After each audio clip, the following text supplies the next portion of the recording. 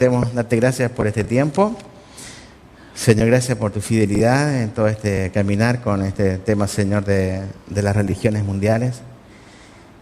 Señor, gracias por tu palabra que es eterna, Señor, es buena y, Señor, y necesita ser conocida por todo el mundo. Padre, ayúdanos, te ruego a tratar este tema también porque es un tema no solamente interesante, sino que también amplio. Y danos el tiempo para poder cerrar todo esto bien en el tiempo que tenemos. En Jesús, amén. Bueno, cuando a ustedes le viene la palabra musulmán a su cabeza, ¿qué es lo primero que le viene? A ver. Terrorista. ¿Qué dijiste? El turbante. ¿Qué más les viene en la cabeza cuando... ¿Ah? Ismael, fanático, fundamentalista, ayuno. Es interesante porque hay ciertas palabras que nos causan una cierta reacción como inmediata, ¿cierto? Otras no tantas, pero cuando uno habla de los musulmanes, es interesante porque es todo un mundo el tema de los musulmanes. Y yo creo que hay que llegar a como punto remo duro con este punto de los musulmanes porque lamentablemente siempre se nos muestra a un tipo de musulmán justamente como agresivo y todo lo demás. Pero también se nos muestra un musulmán bastante devoto. Creo que el apóstol Pablo, de todas las religiones que hemos visto, probablemente a los musulmanes diría, como le dijo a la gente de Atenas, noto que ustedes son muy religiosos, ¿cierto? Justamente por lo que hablamos de ayuno y de peregrinación y de rezos, de dejar todo en ese sentido, ¿sí? ¿Alguien de ustedes tiene algún conocido musulmán? ¿Vos tenés un conocido musulmán? Bien.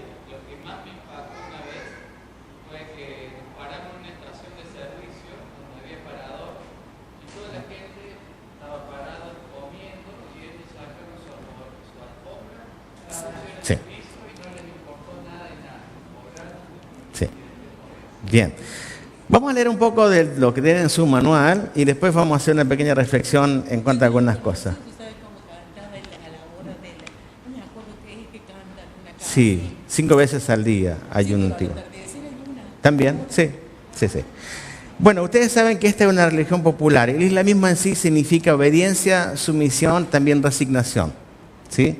Es una religión universal. Basada en lo que dijo Mahoma, su profeta, ¿cierto? Estamos hablando del siglo VII, y obviamente la influencia que se dio fue muy grande. Los musulmanes, o la palabra muslim, significa sumiso a Dios, ¿sí? Y se ha extendido bastante, es una de las religiones que se extiende con mucha rapidez, pero también con mucha estrategia. Para los musulmanes su religión ha sido siempre la misma. Es decir, es interesante que hay algunas religiones que van tomando muchas adoptan ciertas cosas, pero la línea musulmana como que se mantiene fuertemente y no importa el contexto en que estén, se mantienen tal cual, ¿sí? Su forma de vestir muchas veces, su forma de adorar también. Todo se mantiene de una forma muy, muy natural, digamos, para ellos, ¿sí? Hay ciertas religiones que se les llama religiones abrahámicas, ¿sí? Y dentro de ellas está el judaísmo y también están los islámicos.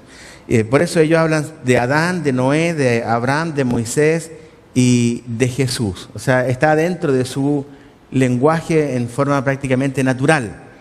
No está como forzado, sino en forma muy natural este tema con ellos, ¿sí? También obviamente tienen a Jesús como uno de los profetas y obviamente a Mahoma, que sería el último profeta que es el apóstol de Dios, así le llaman ellos a esto. Una declaración constante es la de no hay más Dios que Alá y Mahoma es su profeta. Ese es su lema, por así decirlo. No hay más Dios que Alá y Mahoma es su profeta. El Corán serían sus sagradas escrituras y donde afirman que Jesús anunció la venida de Mahoma, ¿sí? Eso es lo que en el Corán dice. Pero las escrituras cristianas fueron, dice aquí, falsificadas para ocultarlo, ¿sí? Los musulmanes son monoteístas. Esto es muy interesante porque como hablamos de las religiones abrahámicas, entonces, como está lo de ¿cómo se llama? Lo del judaísmo, también está lo de el tema de la parte musulmana, ¿sí? Entonces son monoteístas y también creen en ángeles, arcángeles y en una vida futura, ¿sí? Los monoteístas que vivan de acuerdo a sus convicciones musulmanas, musulmanes, judíos, cristianos, etcétera, serán admitidos en el paraíso. Los muslimes o los mismos musulmanes son circuncidados y deben abstenerse de bebidas alcohólicas y de carne de cerdo, hacer varias oraciones al día y peregrinar por lo menos una vez en su vida a la Meca, a cuyo peregrinaje le llaman Hajj, ¿sí? Es interesante que cada vez que la línea musulmana ora, siempre va a estar orientada su mezquita hacia la Meca. Entonces, si uno pudiera ver el mundo desde arriba, cuando oran los musulmanes, van a encontrar que todos están orando hacia el mismo lugar. ¿Sí? Así. Es muy interesante. El derecho islámico se basa en el Corán y en la tradición y se conoce como la Sharia, ¿sí? Los más estrictos exigen que la legislación de los países de mayoría musulmana se base en el derecho islámico. Quiero hacer ahí un alcance cortito, dos alcances. Uno es, ¿alguien de ustedes ha visitado alguna vez una mezquita? ¿Ha entrado alguna vez a una mezquita? ¿No? Bueno, yo en mi clase de misionología, cuando estaba estudiando mi máster, una de las clases que tenía era comunicación transcultural. Entonces, el profesor, que era un norteamericano, trabajando muchos años en Chile, realmente ama mucho al pueblo musulmán y que ellos puedan llegar a conocer al Señor. Y tienen una especie de organización en un país musulmán, en un lugar musulmán. Y hicieron contactos con el jefe de la mezquita y pidieron si podían ir los alumnos y los profesores el día que era justamente el día del ayuno. ¿Se acuerdan del Ramadán? Bueno, el Ramadán es una fiesta grande de la línea musulmana que dura cierta cantidad de días y donde ellos tienen ayuno y oración. Ayuno y oración es muy fuerte. Y pidieron si podíamos ir y estar justamente en ese y participar con ellos. Y fuimos a una de las mezquitas que hay en Santiago, en Chile. Yo soy honesto que nunca había estado en una mezquita. Y casi vos tenés que quitarte este manto medio prejuicioso. Como de entrar a una iglesia católica, por ejemplo. ¿Puede entrar un cristiano evangélico a una iglesia católica?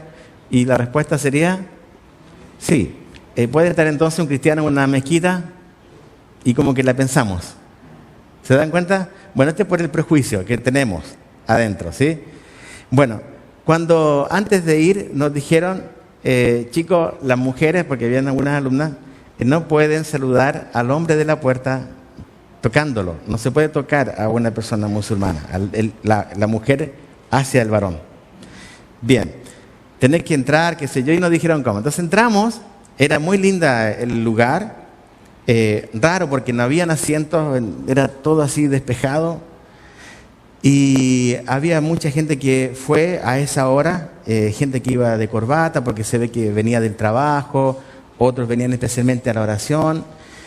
Y cuando entramos, una de las mujeres, de las compañeras, va y típico chileno que va con la mano para el celular, y el hombre dice, no, no se puede tocar, una mujer no puede tocar a un hombre, le dijo así muy, muy firme, así como poco.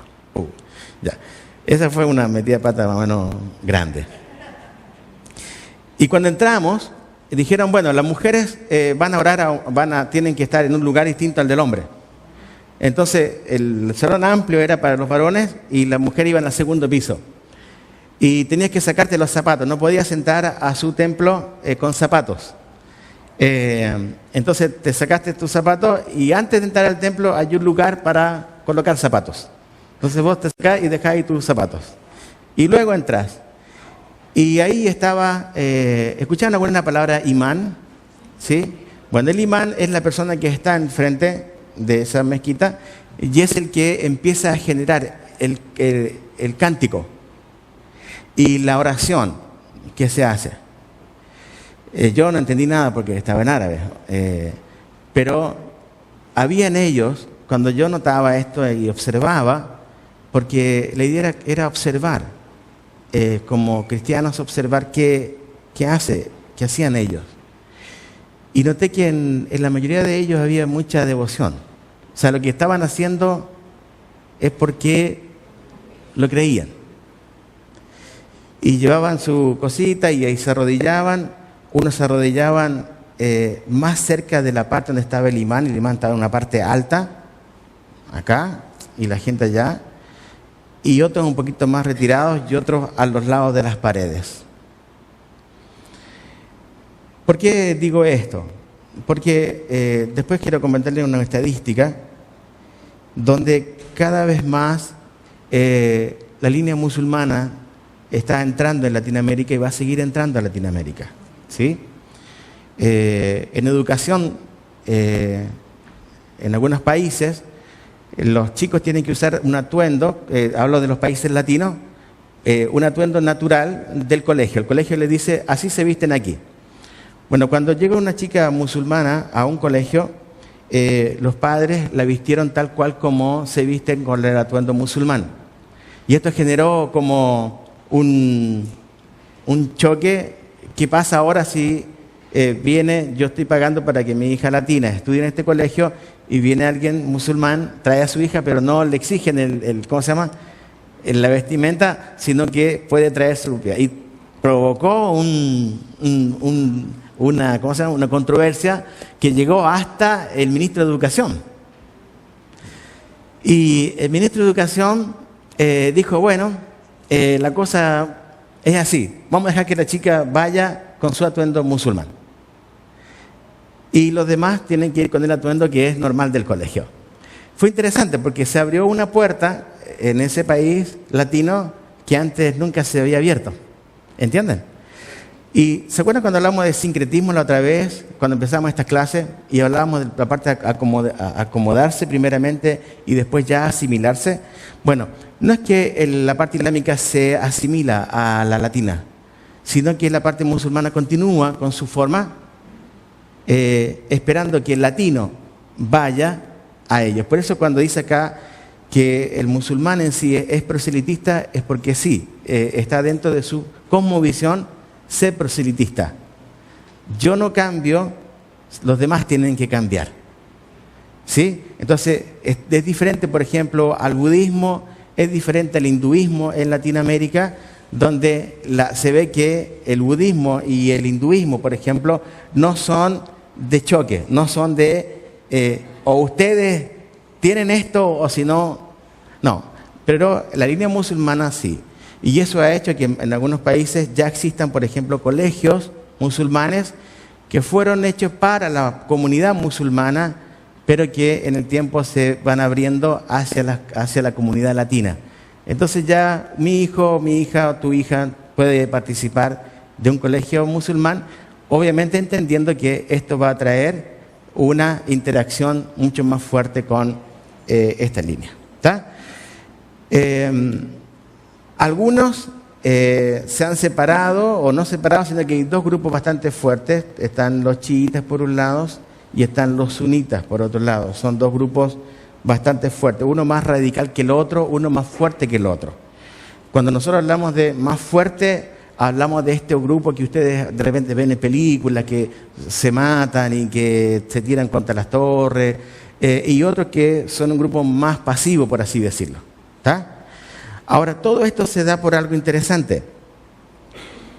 Se da esto porque para el musulmán su religión es integral. Me explico lo que significa esto, creo que ya lo expliqué esto en otra clase. Es integral. ¿Qué significa que es integral?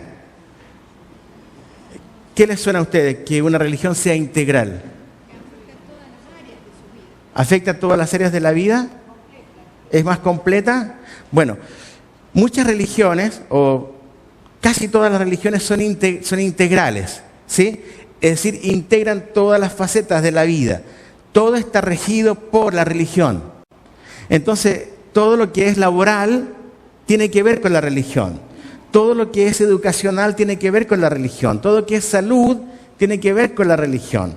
Entonces, nada queda fuera del ámbito. Entonces, la línea musulmana tiene esta forma de ver la vida. Su cosmovisión es absolutamente integral. No hay nada que quede afuera. Por eso que cuando se actúa en base a una cosmovisión completa. A diferencia del latinoamericano, que logró, no bien creo, ser dualista, ¿entienden? Y hemos separado las cosas. Entonces lo laboral ya es laboral nomás. No, ahí no entra Jesús para nosotros. Pero para un musulmán en lo laboral sí entra Alá y sus principios. ¿Entienden? En la parte de educación, por ejemplo, para el cristiano evangélico latinoamericano, Jesús es la parte religiosa y en la educación es mi parte secular. Entonces no afecta. Por eso es que tenemos hoy día mucha gente que está estudiando, y no solamente de esta iglesia, sino en general, gente que está estudiando en la universidad sin saber para qué está estudiando. Bueno, en una religión integral, vos sabés para qué estás estudiando. Porque te afecta de arriba. ¿Entienden? Hay una cosa de arriba. No es un tema únicamente de dinero. Es cómo esto va a afectar para que Alá, en el caso musulmán, sea conocido. Entonces la vida está orientada en buscar lo que Alá quiere. Claro, por eso, porque el Estado en sí tiene que ser musulmán, o sea, porque afecta a toda la área, la política, todo. Entonces, si el Estado, en este caso, rige la vida de la gente, la va a regir en todos los principios. Ahora, eso es lo que el cristianismo no logró. No lo tengo ahora, no se lo voy a poder mostrar, lamentablemente, pero lo tengo en una diapo o en mi compu. Hasta el año, ustedes saben que el cristianismo avanzó en forma integral. ¿Hasta qué siglo más o menos creen ustedes que el cristianismo avanzó en forma integral? Donde te afectaba casi todo. ¿Hasta el siglo XX? Ojalá. No. ¿Hasta qué siglo más o menos piensan ustedes que el cristianismo como que era como todo le afectaba? Bien, más o menos hasta el siglo III. Todo afectaba. Todo afectaba. Tú lees las cartas de Pablo, del apóstol Pablo, y vas a encontrar que él no divide la vida. Él hace así: amos, siervos. Esto sería lo que nosotros llamamos políticas de, ¿cómo se llama? Empresarial hoy día. El amo cristiano tenía que, sabiendo que era amo, debía comportarse bajo la cruz sin dejar de ser cristiano y sin dejar de ser jefe. Y el siervo o el sirviente, el empleado, si era cristiano, entonces no podía decir, sí, mi jefe es cristiano, llego más tarde. No, había reglas. Eso afectaba. ¿Se acuerdan cómo se trataba el tema de las enfermedades en los primeros siglos? ¿Cómo era? ¿Cuántas farmacias habían? Fíjense, no existía una cadena de farmacias. Probablemente existían, sí, remedios, había médicos y todo. Pero fíjate, la integralidad de la Escritura en el cristianismo era: cuando alguien esté enfermo entre vosotros, llame ¿a quién? Y saben, esa práctica se perdió en muchas iglesias. En muchas iglesias los ancianos ya no van más a orar. Una, porque no son requeridos por la congregación, porque o la congregación lo desconoce, o porque simplemente no se ha enseñado. Y bueno, puedo seguir dando más ejemplos. Pero vos ves un cristianismo integral desde el principio, que lamentablemente se desintegró y ya dejó de ser nuclear. ¿Entienden la palabra nuclear? De núcleo. Dejó de ser nuclear. Bueno, el islámico tiene esta cosa: va siempre al núcleo. Por eso afecta a la sociedad. No sé si ustedes saben, pero una cultura deja de ser cultura cuando tiene 1.5 hijos. Es imposible eso, ¿verdad? Pero más o menos para que me entiendan. Una cultura va a dejar de ser cultura en el tiempo, va a dejar de existir como cultura cuando papá y mamá tienen en promedio 1.5 hijos. ¿Saben ustedes por qué hoy día Europa está como está? Justamente porque muchos países ya dejaron de tener más de 2 hijos. La cultura musulmana es muy interesante, porque ellos van con un crecimiento demográfico que no lo podés creer. 6, 7, 8 hijos. ¿Ven ustedes la relación? Y esa relación es cultural, pero también es una relación que te permite mantener una cultura abierta. Sí. Sí. Ese, digamos, fue el origen, digamos, cuando arranca todo el proceso. Por eso, en la diapo que tengo, y por eso le pregunté esto de hasta qué año más o menos el cristianismo fue integral y hasta cuándo se empieza a desintegrar, porque en ese momento es cuando entra justamente la línea musulmana muy fuertemente, y lo que antiguamente era el Imperio Romano, que hasta el siglo III estaba todo cristianizado, empieza ahora a estar bajo la línea musulmana islámica. Esa diapo es espectacular, porque te muestra geográficamente el avance del islamismo justamente en el norte de África, que el norte de África en los primeros 3 siglos estaba el cristianismo presente. Bueno, cuando uno empieza a analizar todo esto, va a entender por qué se avanza. Y no solamente con guerras y con actos suicidas, sino con cosas que van permeando a la sociedad. Las mezquitas es una cosa de ellas. Las escuelas musulmanas en países latinos es otra forma también. Y así podemos seguir hablando del tema. Quería tocar esto porque cuando nosotros nos acercamos a la línea musulmana, vamos a encontrar que en su autoridad, en la página 41 de su manual, hablan que Mahoma, ya hemos dicho, es el profeta, que el Corán, ¿cierto?, fue revelado a él también, y todas estas autoridades que tienen de su escritura. Después mencionamos que Dios, para ellos es Alá, que es uno solo. Jesús solo es un profeta. El pecado no es parte de la naturaleza humana, sino son actos de personas en contra de la ley de Dios. El pecado mayor para ellos es la infidelidad a Dios. Por eso se habla de fieles. Y por eso cuando vos hablas de la línea musulmana, ellos hablan de los fieles y de los infieles. Y los infieles son aquellos que obviamente no profesan estar bajo Alá. ¿Está? La salvación es por obras. No hay certeza de salvación hasta que sus obras sean pesadas en el día del juicio. Creen en la resurrección de los muertos y también creen que hay un paraíso sensual y también un infierno literal. Ahora, hay cosas que yo quiero mostrarles a ustedes en una diapo antes de ir a otra cosa. Acá está. Necesito moverme un poco. En esta diapo se dice cuáles son las religiones que predominan en el mundo. ¿Está? Son las que predominan más hoy en el mundo. Esta amarilla que está acá es todo lo amarillo que ustedes pueden ver. Aquí aparece una Latinoamérica totalmente amarilla, ¿sí? Después lo voy a explicar qué significa.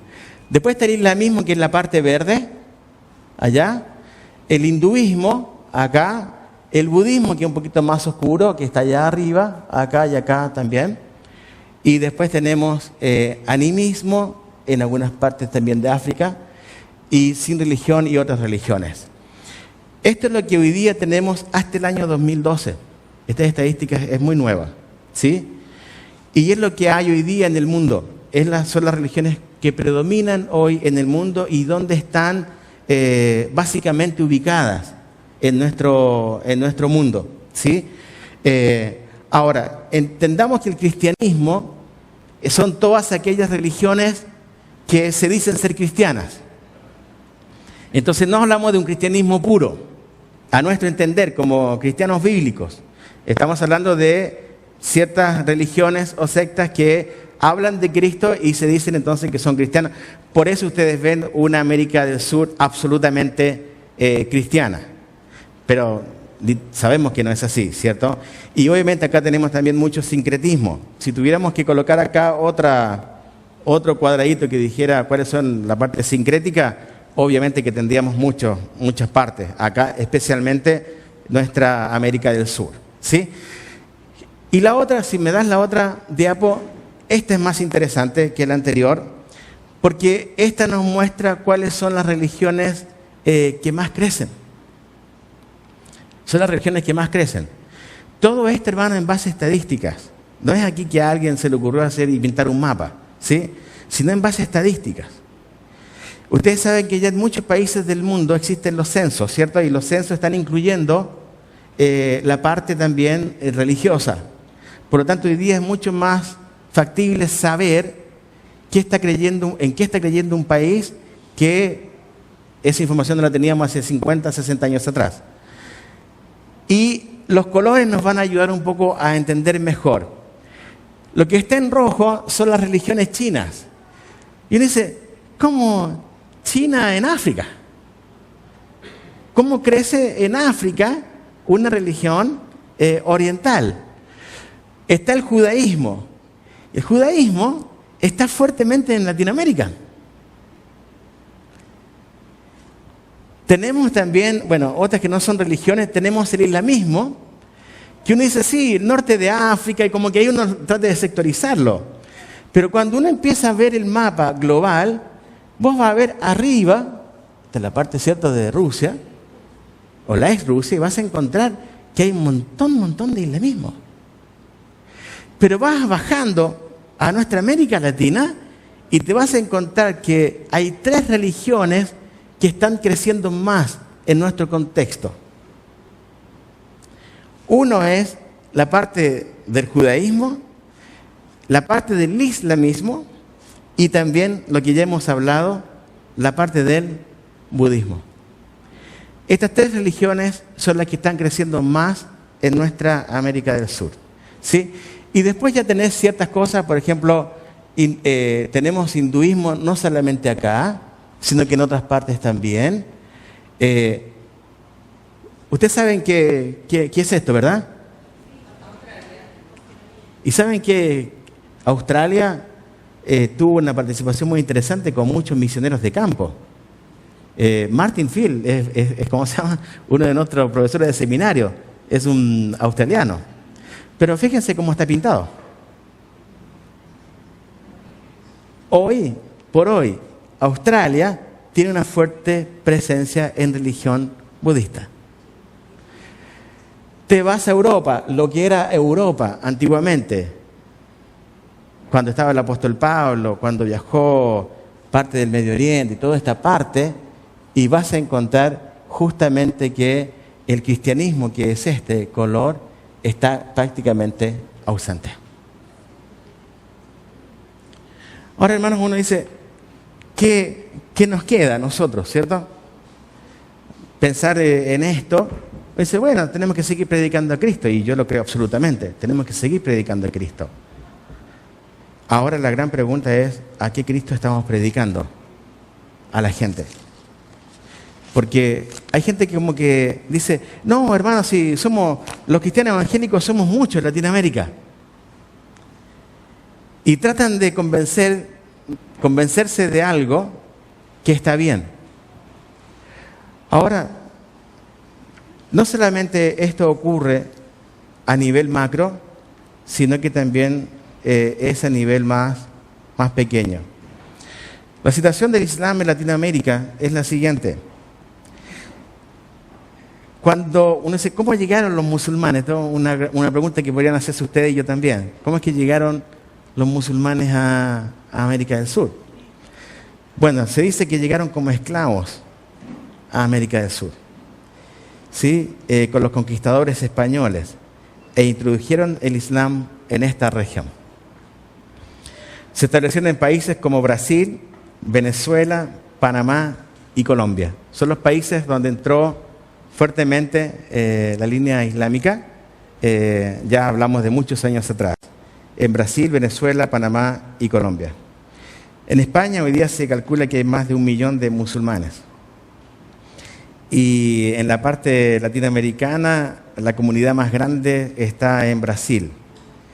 Y en Argentina está localizado el Centro Islámico Rey Fahd, que es el más grande de Latinoamérica. Acá en Argentina. Debe estar en Buenos Aires, supongo. Pero es el centro islámico más grande de Latinoamérica. En Colombia, la mezquita de Omar, y es un nombre extraño, está en México, o sea, en Colombia. En Caracas también, en México está, en Chile también están, y no solamente mezquitas, sino, como ya le dije, también escuelas, ¿sí? Creo que una religión importante como esta no podemos dejar pasar, sí.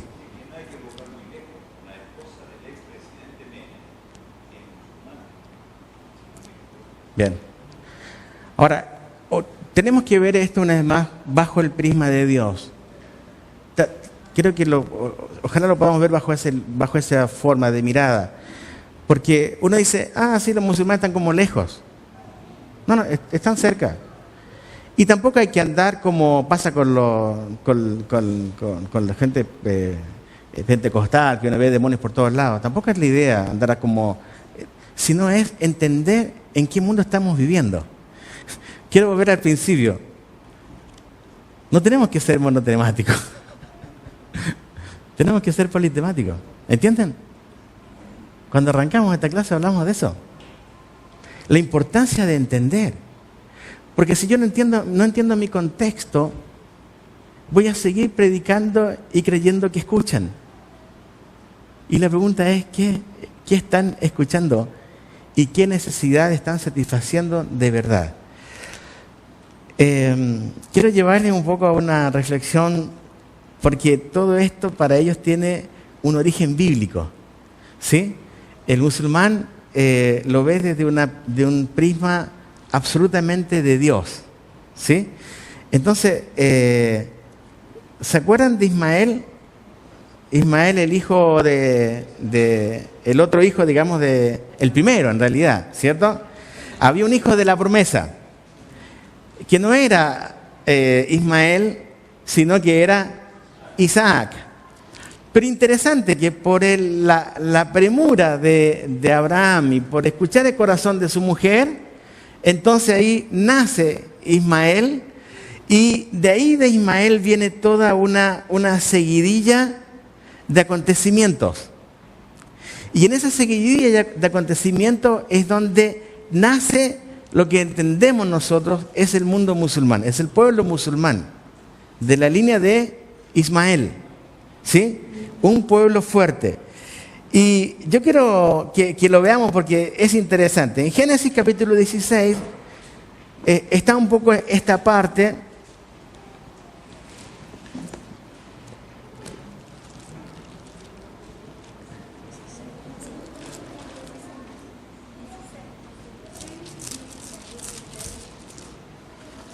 Sí.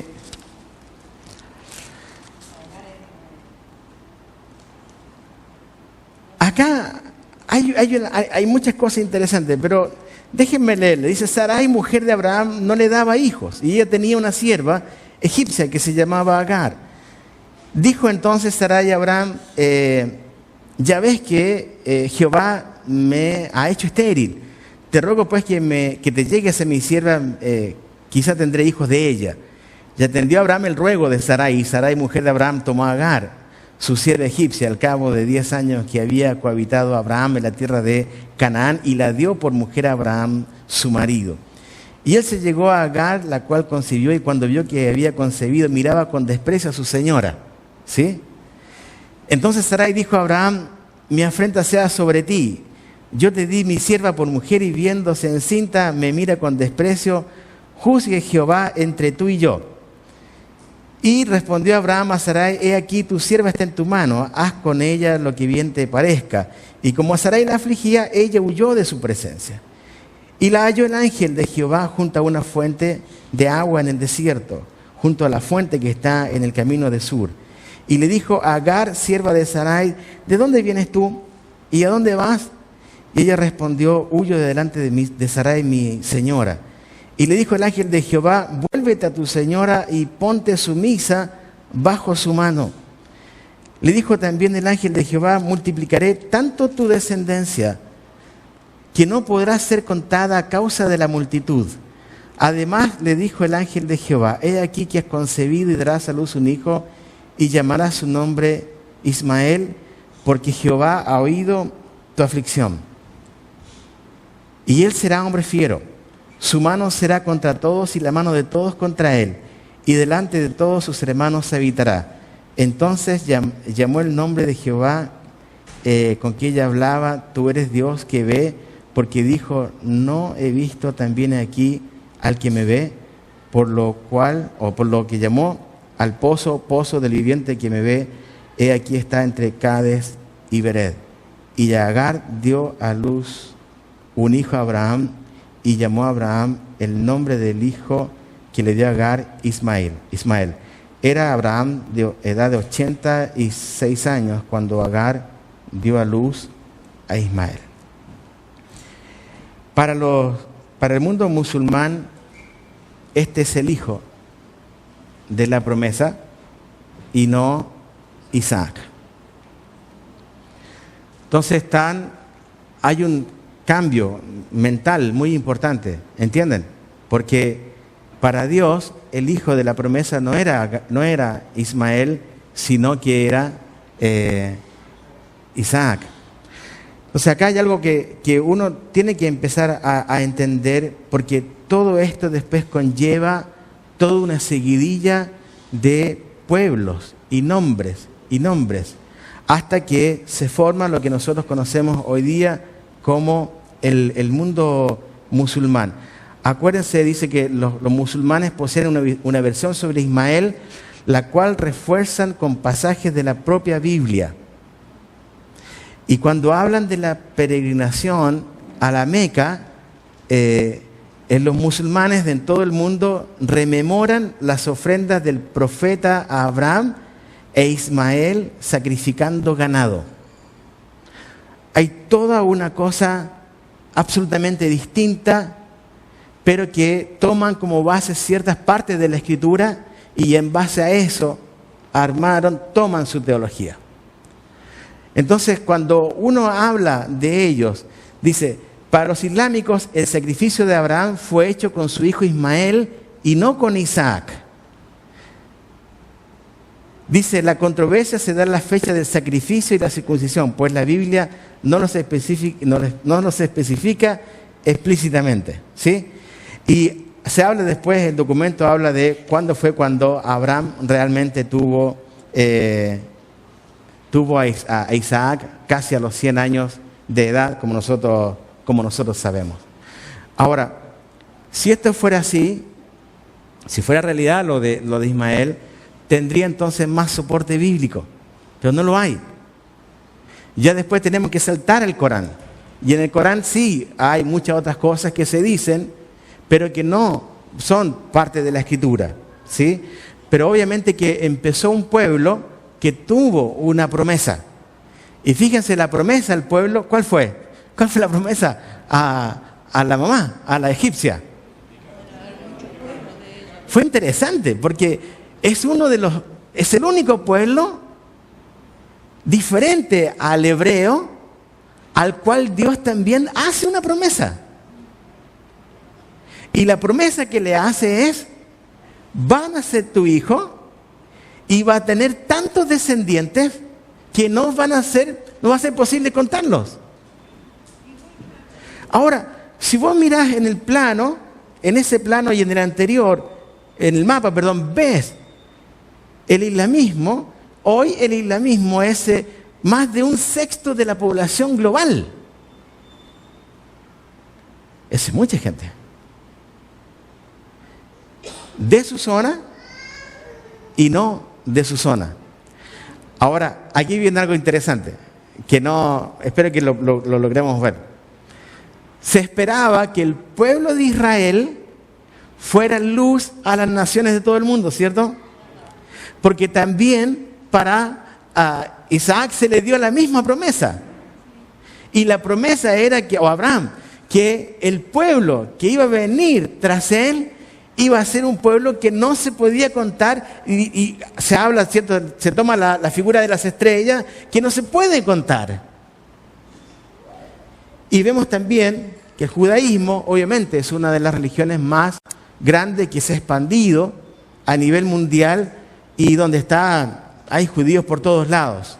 Entonces, es interesante que estas dos religiones abrahámicas, que son distintas en la forma, pero que tienen una concepción interesante del monoteísmo. Ambas son monoteístas y ambas toman el referente de Abraham. Una toma el referente de Abraham con la egipcia y el otro toma el referente de Abraham con Sara y el hijo de la promesa.